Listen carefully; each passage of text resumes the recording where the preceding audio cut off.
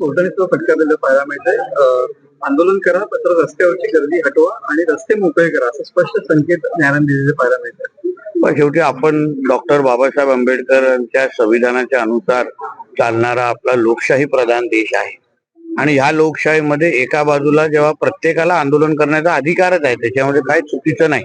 प्रत्येकाला आपलं म्हणण्याचा एक अधिकार आहे, पण ते करत असताना सामान्य लोकांना जो काही त्रास काही दिवसापासून मुंबईकरांना जो होतोय, मुंबई ही देशाची आर्थिक राजधानी आहे आणि म्हणून जे आंदोलन करा पण चौकटीत राहून करा, अशा पद्धतीचा आदेश कोर्टाने दिलेला आहे असं माझ्या कानावर आला. जोपर्यंत मी अंतिम ऑर्डर पाहिली नाही किंवा त्याचा अभ्यास केला नाही, पण अशाच पद्धतीचा आदेश माननीय कोर्टाने दिलेला आहे.